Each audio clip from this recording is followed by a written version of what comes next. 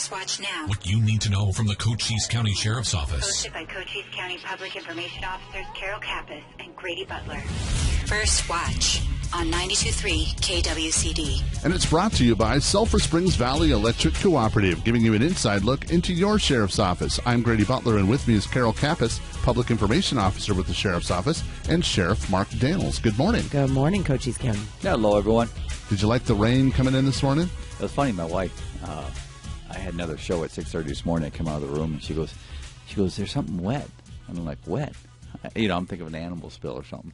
And she goes, no, outside there's something wet. And I looked, it's raining. So I was so excited. We haven't seen that, and I'm telling you, on a serious note, I've actually talked to quite a few ranchers that are just in really bad situation out there. I mean, you drive on the highways and look at these ranch lands.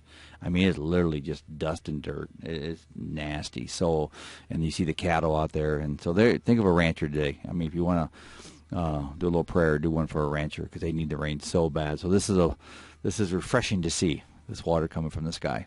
And we need to keep it up because the water table is so low, and my grass and trees are suffering. So want to make sure it rains today. Well, look at the mesquite trees this year. They didn't want to bloom. No. Did you notice that? Mm-hmm. They did not want to bloom. They're like, no, there's not. You haven't earned our greenness this year, so we're not coming out. But seriously, the rain's just not been there, and it's a bad time. You look back in time, this is one of the few years I've seen where it's been a really brown spring in that aspect, where it's not as green as it usually is. So, yeah, we welcome the rain. And we want to make sure people slow down because it is actually dangerous if you don't know how to drive in rain, so just be careful. So make sure that if you're driving and it's raining, just slow it down just a little bit. Well, what happens is, I mean, a lot of people don't understand that. Besides water being slippery, you also have the fact that the oil comes up from the asphalt when you drive on, and then mixed with that rain, it becomes very, very slippery. And then we have to go out and do accidents and help DPS and all the people out there. So we have DPS Captain Dean Chase in the booth, so I had to make out that little thought. And so we have the Western States Sheriffs that you were at in Reno. So you were doing that this week, right? We did. We had meetings up there. It's our Western States Sheriffs annual meeting. These are sheriffs west of the Mississippi, and it's always a well-attended event. And you can always tell if you traveled over our last weekend, you would notice there's a lot of cowboy hats on airplanes. I mean, seriously, because all the sheriffs wearing their cowboy hats and getting up to the Reno. But Reno does a great job. We're up at the Pepper Mill up there. They host it for us. And but it was a good event. It really is. We come together. We talk about public land issues. How do we protect our public lands, our forest lands? And we do so much up there. And then we have representatives from BLM, the Forest Service, and we have roundtables with them. This year was a hot topic, border security. And so we had leadership, the chief from Border Patrol and the sector chiefs along the southwest border. We did a big roundtable. I moderated the meeting, and I'll just say this. The frustration is so high. I mean, what's going on our southwest border, and I'm sharing that frustration, and I shared it back from our federal partners that are very frustrated. And they shared this stat with us, 200,000 getaways. These are people that have been seen on cameras, camouflaged up, that have got away. We have no idea who they are. 200,000. And break that down, what's going on currently as we speak today, 1,100 a day are getting away. 1,100 people a day are coming in this country that we have no idea. What kind of border security is that? I mean, and I always go back to 9/11. I always go back to that. And not everybody comes in this country. They talked over 70 different countries that breached our southwest border over the last several months. Think about that. These are not just, they're just coming from Mexico. No, that's not the case at all. Totally not the case. And when it comes to national security, public safety, and I just got a text last night. I want to share this. A good friend of mine, sheriff up in, he was at the conference, spent some time with them. He left the conference early because his nephew was killed. A illegal alien was driving a semi, was hired by a company illegally in the country, was drunk, blew the stop sign. I mean, blew it. I mean, I read the article, news article, hit the pickup truck, killed the 20-year-old, and he had a .22 blood alcohol. .22 illegally here in the country. So this is where we stand and say, hey, we got to do a better job. We have to do a better job. And I see the return on this being very horrific if we don't start getting a handle on this. And I had news media this morning from Washington, D.C. at 6:30 and sharing the same message. And sheriffs are frustrated because they're dealing with it same way. And the sheriffs on that meeting in Reno. So we got to work together. I just read a letter where 20 governors throughout the United States sent a letter to the administration saying, hey, come on, work together. Let's work together. I call it intellectual avoidance. We can't avoid this anymore. We just cannot avoid this anymore. If we're going to safeguard our communities, we have to have secure borders. That's right. And you were at this for several days working on this whole thing. So we saw that you had the round table that you were moderating, and then you also had an opportunity to, I guess, network with everybody that was there. Commander Bradshaw was there. Right. He goes up and he networks on the jail side. Primarily every sheriff in the country, excluding a small percentage, runs jails too. So that's his opportunity to talk about jails, what's going on, innovative. And there's also a bunch of vendors there that work directly with public safety, so we get the opportunity to work with them also for new innovative ideas, and looked at a couple of things. One of the things we're looking at is a scanner. It's a portable scanner that scans. It's really cool. I mean, you can scan along a door and see what's in that door, things like that, for innovative technology out there. But yeah, it was a very good conference. You always learn something at a conference, but the most important thing is networking, sharing ideas, sharing each other, because when it comes down to it, we need to stand united. Well, let's go back to a celebration that we had last Friday. It's called the Top Cop event. Right. This was our third annual Top Cop, and well attended. I want to thank the police chiefs around the county and our DPS partners out there, and then our federal agencies that participate from Border Patrol. We all came together, and this is an opportunity for us to recognize their agency's best officer for that year, their most talented, or somebody's gone above and beyond. And then we get to pick, and I say we, it's a civilian group that gets to pick the Top Cop award. And this year it went to Douglas Detective, Selena down there, and she works a lot of sex crimes. And that's part of her, and she's getting well known for doing a very good job of putting the predators, I call them, in prison. So kudos to her, and congratulations to the Douglas Police Department. And then also, did you want to read this, Carol?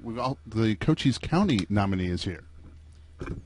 Yes, so we have Deputy Detective Sheriff Carl Larimer. He was the 2020 Cochise County Sheriff's Deputy of the Year, and his letter says, in part, in addition to performing his job at an exemplary level, he demonstrates an extraordinary commitment to the law enforcement community as well as to the general public. His energy, enthusiasm, and dedication to the mission of the Sheriff's Office are reflected in his daily performance. And before becoming a deputy sheriff, Deputy Larimer was a member of the United States Coast Guard. Go Coast Guard.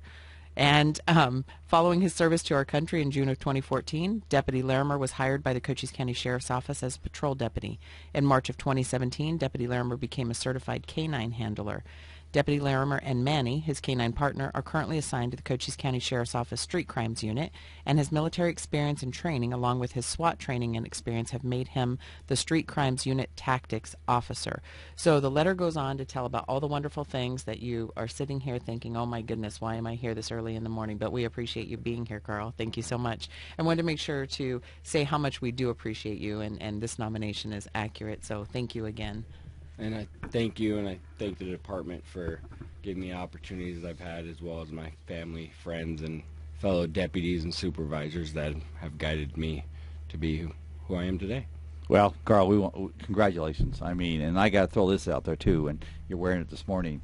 Carl's also one of my wrestling coaches out of Buena High School. He's been out there, and we've been together about 4 or 5 years doing wrestling and mentoring the young, and hopefully they aspire to be great adults. But thank you for that, too, 'cause that's part of it. I mean, we go out there, and you got outstanding stats when it comes to your arrest and putting the bad person, and really the drug dealer, away. And that's what Carl does. He goes after people that sling dope into communities and schools and families. So we thank you. That's so important when you have 220 people dying a day of drug overdoses. Thank you for what you're doing. You're saving lives, Carl. Thank you, Sheriff. And whenever we see press releases come out of your area, they're always impressive. So thank you for that. And it's a family thing, right? His That dad is. and his grandfather. Yes. Talk about that a little bit, Carl. So my grandfather was a DPS trooper. We won't hold that against him. We're not going to hold that against him. And you know what DPS stands for, right, Carl? I do. But see, Dean, you're going to have the microphone in just a minute, so you can be able to. What DPS stands for is, did you phone the sheriff? That's what. See, now I'll see a bunch of DPS guys right after this show, and they're going to say sheriff, but that's what it means. So go ahead. I didn't want to interrupt you. I just had to clarify that. Grandfather started with DPS, and then he actually ended up with the Cochise County Sheriff's Office as a commander before he retired. That's my point. Go ahead. Mm-hmm. And then my father was multiple agencies as well as the Cochise County Sheriff's Office, and I actually have uncles that are also law enforcement. DPS will be it. It's family driven. It really is, and there's something positive about that too. And but Carl, you do an amazing job for us. I mean, it's well known. I know you're testing right now for the supervisor position out of the detective division, and I wish you well in that. And but you built a foundation that's hard to crack right now. So I wish you well. Thank you. Well, let's switch gears into fire season because even though we've got some rain today, things are still kind of dry out there. They're very dry out there, like we talked a minute ago, and like I said, when the ranching community stand up, waving their hands, saying, we got a problem, because their quality of life comes off our lands. So, yeah, we'll say it every show until we get the drought back taken care of, because right now it's so dry, it doesn't take nothing. We're getting a lot of fires. We really are. We had another house fire last Sunday. Right. Out in the same area, ironically enough, and thanks to all our agencies that participated, Service to PD, Service to Fire, Palamis, DPS, everybody that came out there and gave us a hand. We really appreciate it, because when you have these house fires, there's a lot going on between traffic control, evacuations, you name it. So we use all the help we can. And that was off of San Fernando, and it started in the backyard. So, Right. you know, you have the wind. Oh, my gosh, I hate wind. It just makes me grumpy. Look at the last couple nights. That Yeah. wind's just been rocking again. I mean, It's just horrible. I'm telling you. It's just like makes people PMSy. I don't know what that is. Can I say that on the radio? Yeah, you can Sorry. say that on the radio. yeah, Okay. you can say that. So we have to be careful. Have you watched with that. TV lately? That's mild. That's Okay. that's G-rated now. Oh, okay. So, the Dragoon area by the Ameren Foundation had that fire, and then, That's right. you come south, and then you have it in somebody's backyard, and it completely demolished that house. Oh, it A did. couple vehicles. And, pets were, I think, involved in that one, too. So you just have to be so very careful with everything and take into consideration that these weather conditions are not conducive to anything good when it comes to any type of spark or flame. Well, as we're coming in here next month, the monsoon season, which we hope, I keep being told it's going to be a wet one, and I truly hope that is fulfilled. But lightning in these dry conditions, and that's always the precursor to the monsoon season kicking off. So, yeah, I got a feeling we're going to have some challenges ahead. But defensible space, we've all heard about it, and that is keep your brush down, keep your grass mowed. Let me say that. Keep your weeds mowed, and seriously, because if you can keep that, that's defensible space, and that's what we want to try to put out there. And you're working on some other stuff for community outreach and getting the word out. So there's something that you're working tonight, Arizona Arts Academy. Right. The Sheriff's Assist team provided them a grant for their program, and this is the new school, like that, out on Highway 92, out by Three Canyons. It's a new school out there. It's the old Baptist camp, and so they got a choir tonight. They took the money and they put a choir, helps support their choir. So they got a chorus choir event tonight that I'll be going out and attending and showing support. I mean, it's nice when you give, and these grants are through the nonprofit side of the sheriff's office. These are not tax dollars being given, so somebody questions that. These are money that's donated to the sheriff's department that's put back into the community through the nonprofit side, our 501c part of the sheriff's office. So, and that's we love to help schools. We love to help kids, and that's what this is all about. So they've invited me and Commander John Black, so we'll be running out there tonight to hear the kids sing and see the benefit of where these dollars went. One thing that's still going on all the time is scams, and I know we have a new IT scam that's happening here as well. And it's through Cochise County, and everybody who works for the county obviously got the email saying don't do it. But, how easy is it for you to get a phone call and you're sitting in a county office, for example, and somebody identifies themselves as working for your own IT department? Now, here again is where you have such a diverse number of people and different areas of the county, and you don't maybe know everybody with the different departments. IT is a great example, because when I call for the help desk, They're always such friendly people. We always get such good service. I mean, all of them. But you have, different ones that you talk to. And if you're a frequent user of your computer, and you have to call them, you get to know them. But if you're not, and you get a phone call saying somebody is from Cochise County IT, that's where the problem comes in, because then they ask for your password so that they can remote into your system. Don't ever do that. And it's so easy to fall into that. And that could very well, as we were talking earlier, have some type of a similar contributing factor. Not saying it did, but with a gas pipeline. How people actually were able to invade that system and shut everything down on the East Coast for however long. So want to make sure that people are aware that scams not only impact the public, but they're trying to now infiltrate different agencies and organizations. And, to what end? Well, millions of dollars of an end if they hijack your computer system. Well, you look at let's go back to that oil pipe where they hacked the oil pipe, their system there. They even came out with a public statement saying it wasn't political, it's financially driven. Think about that. I mean, these are criminals. There's don't underestimate. These are very intelligent criminals that are out there doing anything they can to get money out of your pocket, whether it's an elderly they're trying to steal from, or it's corporate. They don't discriminate. They truly don't discriminate, but they want the dollar bill. That's what they want from you. So be very careful on that, and be very vigilant on that. And I'm telling you, what we saw on the East Coast here with hacking the fuel, the oil, it's going to happen again. It's truly going to happen again. So we just need to harden that target, which we've always taught that since I've been in law. Harden the target, lock your doors. Now we just need to be smart and make sure we protect our finances. Right, and that's what it would impact, and plus all the level of information that we have as a governmental organization, local government, Cochise County, the level of information we have regardless of what department you're in, and then just let's narrow that down a little bit more to the sheriff's office. Can you imagine if, somebody were able to lock us out of our systems, and then what? I mean, I know that we have servers and we can back them up, but all of that technology that goes into that, how far would we be impacted if we got stuck with something like that? So don't be a victim.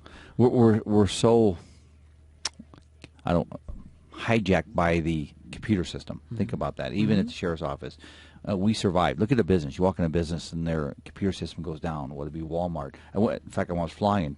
I was checking in on coming back in Reno, and American Airlines, their computer system failed. So we're standing in line. Everybody had to stop. There's no manual backup is my point. So we're so dependent on computers. At the sheriff's office, one of my biggest concerns is the evidence. You look at the victims that we protect in our system. I mean, if somebody gets into that, I mean, that would be horrific. It truly would. And I'm going to go back for a minute. Law enforcement centers, whether it be sheriff's office, DPS, police departments, whatever it may be, we have serious protection on information. I mean, when it comes to what we do and what we have protected there, and to have anybody get to that. You look at what happened in Seattle, Portland, those places where they took over those police departments. You also took over the rights of people when it comes to their victims' information. Think of all the victims that were exposed. All the evidence that was destroyed are now corrupted, if you want to call it such. So I'm telling you, we take it very serious when it comes to protecting our offices and our IT infrastructure. And I'm worried about what's going to see the future when it comes to these hackers, because they're not going to stop. What happened in the East Coast is just an example of what's coming. So we just got to be so smart when it comes to doing this. I mean, we're at a different level now. So thanks to our IT department for Cochise County, I'm telling you, they're our first line of defense when it comes to this, and I think that they do a really good job. They really do, and we've come a long ways. Let me just say, I know when I first took over as sheriff, fighting some of the security issues, because we were hacked. We were hacked years ago. I mean, if you remember this, Carol, we found this out during an audit that we requested, and in fact, I think we were hacked twice. So. And they didn't get anywhere with it, which, let me just put that disclaimer out there.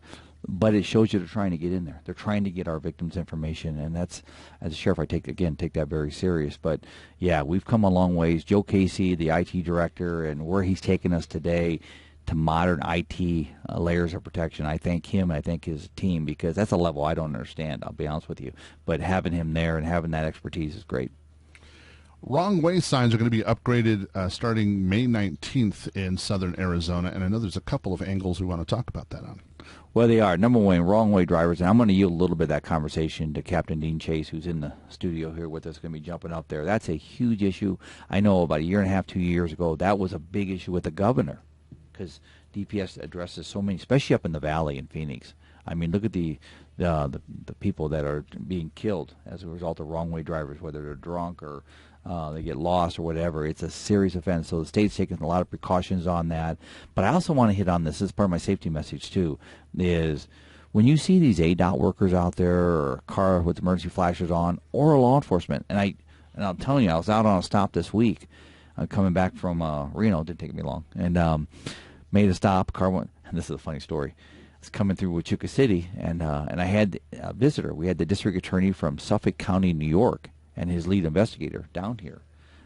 So I picked him up at the airport coming back from Phoenix, and we're coming into Wichita City, and we're in the inside lane going 45, the speed limit, and it's like 2 or 3 in the afternoon. The car is right on me. It's almost the following too close law now. And next thing I know, he accelerates, comes out into the far lane, accelerates, punches. He's going 70 miles an hour through a 45-mile posted zone in a city limit.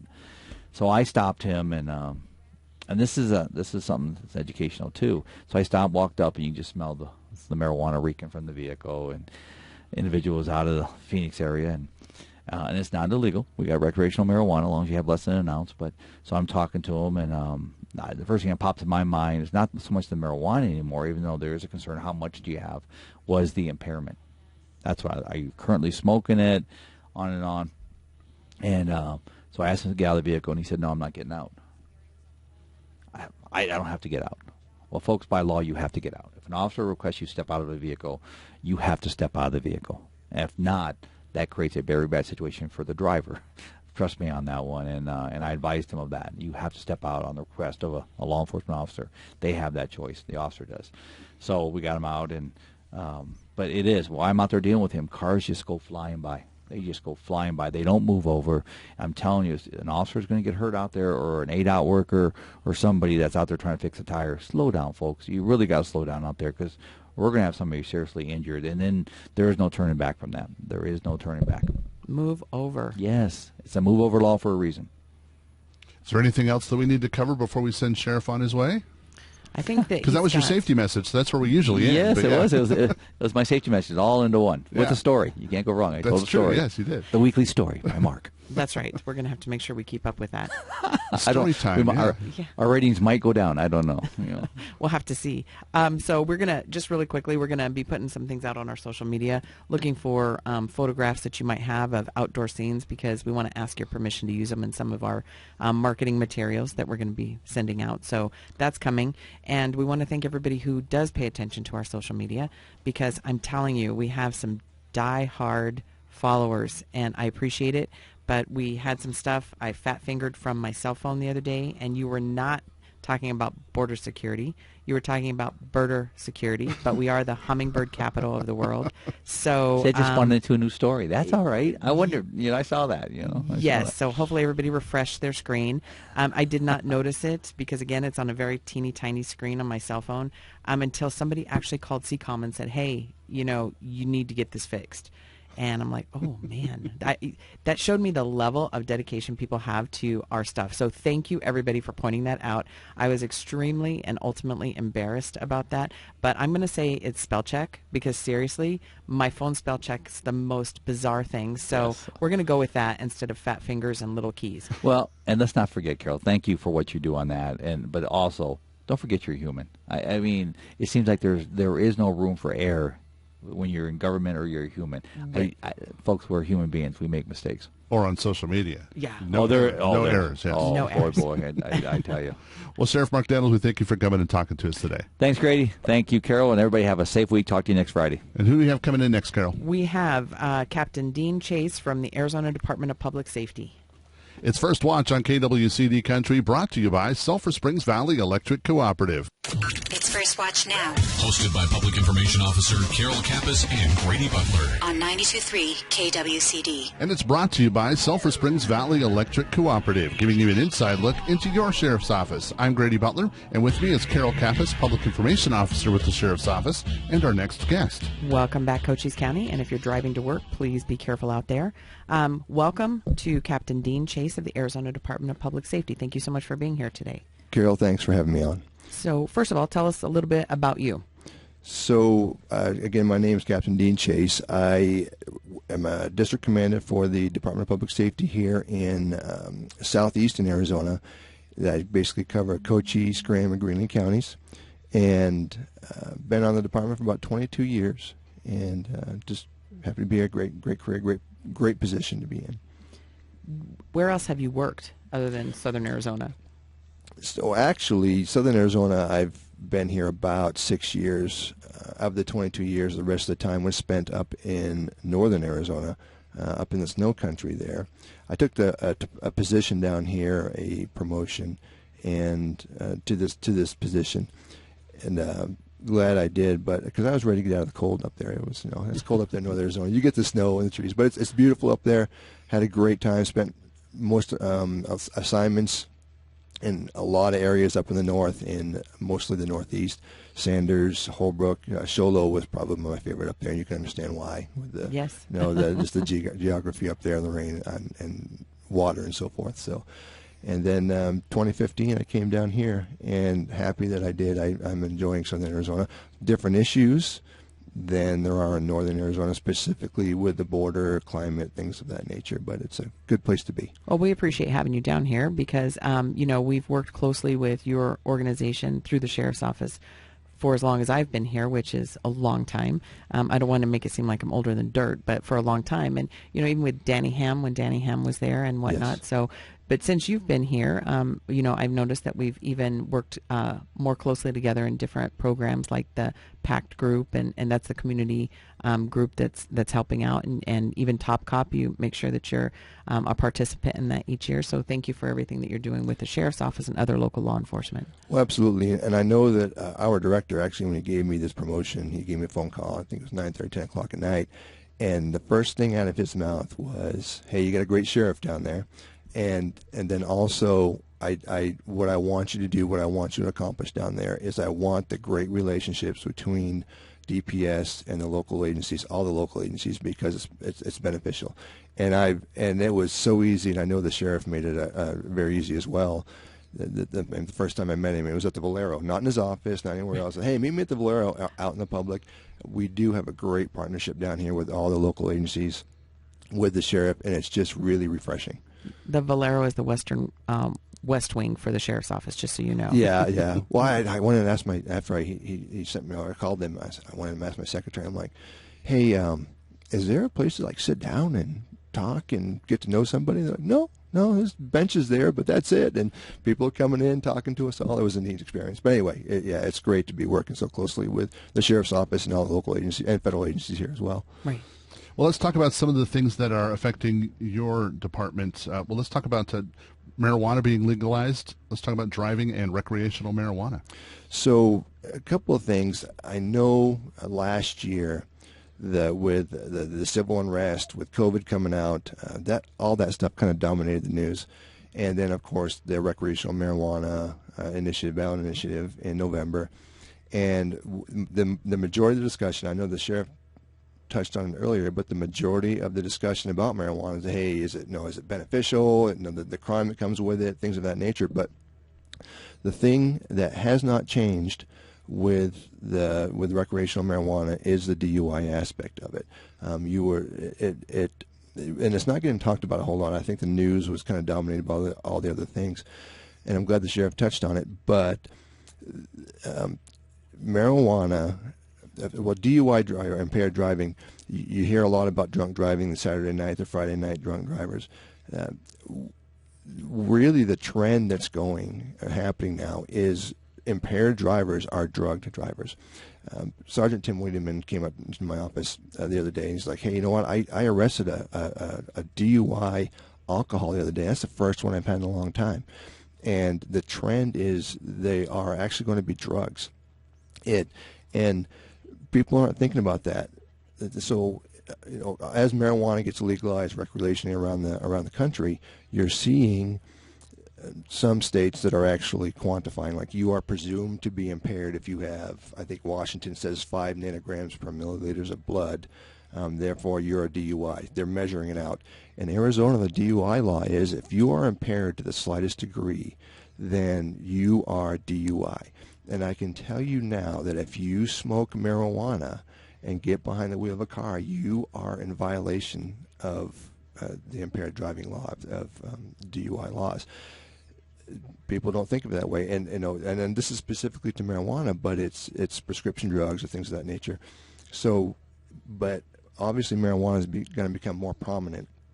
It's here to stay. As a law enforcement officer, I'm still kind of like choking on that a little bit, but it's going to be more prominent. People are going to use it. It's going to be out there like alcohol.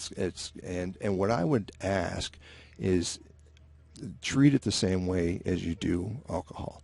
If you're going to go to a party, go to a barbecue, do whatever it may be, and you're going to smoke, make sure that you make arrangements for a driver, transportation ahead of time, because again, it impairs your judgment. I can tell you just a personal story of a DUI I arrested with a 17-year-old kid smoking marijuana, had his 15-year-old brother with him, and he's driving through town with no headlights on. And I'm like, okay, so I stop the car. He gets into a parking lot. It's completely dark in this parking lot. And I walk up to him, and I'm saying, hey, bud, you don't have your headlights on. Never blinked, stared me right in the eyes like, I don't have my headlights. I mean, it was that bad. And I got him out with a field sobriety test, and they were terrible. I mean, he turned around 9 times. He couldn't count. There was so many things. And so marijuana will impair your ability to drive, your judgment, and so forth. So I think people need to be aware of that. The other thing about also arranging a driver is that if you are going to be a recreational marijuana use, make sure that you know the law and that you comply with the different parts of the law. Keep it away from children. You have to be 21 years of age to use it recreationally. Keep it away from your children. Keep it secured like you would in your liquor cabinet for your liquor, whatever it may be. Make sure you're in compliance with those things. Don't be smoking it in your car. There's things of that nature that you have to comply. So know the law and be ready for a driver or some transportation as well. So that was a question. So if they're, partaking in this and they're driving, your tests are basically the same field sobriety tests or modified field sobriety tests? So every trooper a few years ago and every trooper now, when they go through the academy, they go through what we call an ARIDE training. It's Advanced Roadside Impairment Detection and Enforcement, I believe. I may be off on that acronym, but basically that training modified our testing process, if you will, and where we're specifically looking at some things that drugs will do to your body that you can't help it. You hear about some people out there practicing FSTs. These are things that we notice that we do that notice that drugs will have a change in your body, and we look for those things to see if you are impaired. And some of them are time estimation, just estimating 30 seconds to yourself. And we've had people go as long as 3 or 4 minutes thinking it was 30 seconds. They did change them. There's some eye tests and things of that nature. So we did change the field sobriety. We didn't change the field sobriety test. We added more and kind of changed the way the troopers are addressing a DUI investigation when they suspect drugs, which again is in the majority of our impaired drivers now. And another thing that you look at, and I know all law enforcement does, but another thing you're looking at is the use of electronic devices. That is correct. So there's another thing. The ARS 28914 is basically prohibits the use of an electronic device while you're operating a motor vehicle, with some exceptions to that. That law came into effect, I believe, in January 1, 2020. It wasn't enforceable. It was that for the whole year of 2020, it was supposed to be an education period through news media, through contacts, things of that nature. That didn't happen, obviously, because the news last year, again, was dominated by COVID, by the civil unrest, by the presidential election. So that education period kind of wasn't successful, in my opinion, as it could have been. So the enforcement part of it started taking place again right now in January 1st of 2021. So now if you are using your portable device while you're driving, you can be cited into court and pay a fine. And the fines do increase for those different how many violations you have. So if you get stopped a second, third times, progressively the fines will increase. There's a couple of exceptions are, so the law basically states you can't even support an electronic device with any part of your body. You can't have it in your hand, you can't have it on your leg, you can't use it in any way.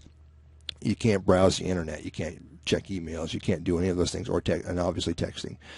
And this isn't just a law, hey, we're trying to crunch down on motorists because the rest of the country is doing it. I can tell you from a personal at our department, Trooper Tim Huffman, in May 6th of 2013, he was at a collision scene and a truck plowed through that collision scene, basically ending Trooper Huffman's life, and he was on an electronic device. This is near and dear to the hearts of many law enforcement officers who have been struck or their families who have been killed by distracted drivers, which are distracted by electronic devices. This law, I think Arizona was kind of one of the holdouts of this law, and it was important, it's imperative, and it's a good law. It's keeping people safe out there, and that's really what we're trying to do with this law. So again, the exceptions, if you're going to, and people are busy, they're connected to their phones, they're wanting to message people. If you're going to be on your phone, use wireless. There's so many wireless things. There's Bluetooth. Almost every phone right now you can talk through your car speakers and so forth. That is fine. And it relieves the law. If you're using a navigation device, you can use that as well. Or if you're calling for assistance in an emergency, then you can. It's an exception as well to the law. What I will say though is, even with the hands-free devices, there's different kinds of distractions. There's physical distractions, which is looking at the screen of your phone, or other physical things in your car. And then there's the cognitive distraction, which if you're deep in a conversation with somebody, even hands-free in your car, your mind is distracted from that driving, which, I mean, it takes some concentration, it takes awareness to drive. And so if you are in a conversation, you are distracted, it's a good time to pull off and have that conversation, finish up what you're doing, and then continue on your way. That's right. That's even happened to me. Sorry to say, but I've been on the phone, and then all of a sudden you look down for just a second, and you're at that line, and you want to make sure you don't ever do that. I'll tell you, that's one of the scariest things that's ever happened to me. So you're correct. Stay off of those electronic devices. You need to make sure you keep safe. Yeah, absolutely. And this is a primary offense as well. Yes, it is. And so, and when I talk about the awareness of it, kind of a funny story is I'm driving down through Sierra Vista, and I'm next to a car. We're kind of going south next to each other, and I look over, and there's this woman. She's talking on her phone, and I can tell she's driving a little weird, a little different, and I'm going somewhere. I have a meeting, so I'm waving at her to try to get her attention, like, hey, look over at me. And she finally at some point looks over at me and sees me waving at her, and she waves back and continues to talk on her phone. And at that point I'm going, okay, we got an awareness issue. People are even though there's always been that, hey, you shouldn't talk on your phone when you're driving, as far as the law goes, I don't think enough people are educated on it, and we're going to continue to do that. Obviously, if there's blatant violations where we see the bad driving and you're dangerous, you're probably at this point going to get cited. We have to. We have to start getting some attention. So what are the pursuit trends at DPS? So I know that the sheriff talked about the border issues here recently, and this year I've noticed, especially along the border, our troopers here recently are getting into a lot of pursuits. They are more than double what we were last year at this time. And so what's happening is we're finding majority of the pursuits that our troopers are engaging, they're finding and seeing these very hazardous violations, very hazardous vehicles, high rates of speed within town, things of that nature, and they're engaging them. And the pursuits are reaching a point where they are very dangerous. And so what we're finding, so back in the days of old, you can remember that a lot of the immigration violations, if they were hauling UDAs, illegal immigrants, they would usually, if you engage them, they would stop the car somewhere and they'd bail out, they'd run away. And I don't know if it's a different message, but now what's happening is that these smugglers, I think they're getting the message, if you drive aggressively, they will not chase you. And so what's happening, I think, is the Border Patrol or some other law enforcement agencies are engaging these vehicles because they're driving their DUI, and on the majority of the occasions, they are engaging them. It's getting into town, it's getting into a dangerous location. Our troopers or the officers are disengaging, and we're seeing these cars, different trend from last year, these cars are still going through town, blowing through intersections, blowing through red lights with these smugglers at 90, 95, 100 miles an hour. And we're kind of caught in that conundrum because, you know, we didn't want to chase the load of UDAs because what was happening is that they were crashing and we were getting these huge collision scenes with many dead or injured immigrants, and we didn't want to see that. But now, so we would kind of back off and catch them another way. But now what we're finding is that even when we're backing off, they're still driving that way, and there's a real danger to the public. So it's really a difficult situation, and we're using different tactics and coming up with some different things to try to contain them better. But it is immigration related, and I'm thankful for the governor sending down the National Guard troops to help out with some of the border security. I'm thankful for what the sheriff does, and actually I think we all, that the checkpoints, I know, and driving my personal vehicle, I was always like, oh, there's a line at the checkpoint. I'm a little inconvenienced at this point. But when I saw him up the other day, I was really glad to see that, all the Border Patrol, that checkpoint operating. And I can tell you from the guys that are working in this area, it had a huge impact as far as the traffic and the chatter and the things that were going on. So. But again, the pursuits that we're seeing is related to the immigration issues for the most part. Well, I'm glad you guys are staying safe. And then we move forward into summer travel preparations. Yes. So you guys have a big part of that because that's what you do. You're on the roads all the time and see people stopped with different issues. We are expecting a very busy summer year. I think people are ready to get out and go do things and travel, even when the gas prices are the way they are, over this summer season. I think they're itching, and we're going to see a busy season. So I just wanted to push out the fact that if you're going to travel, obviously we talked about be ready to travel physically, but also have your car ready. As the weather warms up, there's some things we always see. We see tires that are failing. Last year at this time, we had a trend. It seemed like almost every collision we had was because of tire failure. Make sure that your tires are fairly new. I think they're manufactured, if they're more than 3 years old, you should start looking at getting some new tires. Make sure they're inflated properly. But then also prepare for those incidents that come out, such as some of the things you want to do is make sure that your gas tank, every time if your gas tank hits that halfway mark, you want to start thinking about filling up, because you never know when you're going to be stuck out there on an incident. Make sure that if you are stuck out there, that your vehicle is equipped with things such as water, batteries, flashlight, food, clothing, whatever you may need to stay out in that particular climate for a long period of time. And then brings up another point: if you're traveling through snow, if you're not in the summer obviously, but if you check the weather, check the road conditions, 511 or some other websites that are reliable, so you can prepare for whatever the roadway or the weather conditions are going to be. And then also, if you're using navigational equipment, make sure that you use the software that's most reliable. There's some software out there they'll end you up in the middle of nowhere. So. Well, Captain Gene Chase, we thank you for coming and talking to us today about DPS. You know what, and I thank you for having me in here, and I just want to say it was refreshing to spend some time with the sheriff where I didn't have to pay for his lunch after. So. Yeah, there you go. Nice.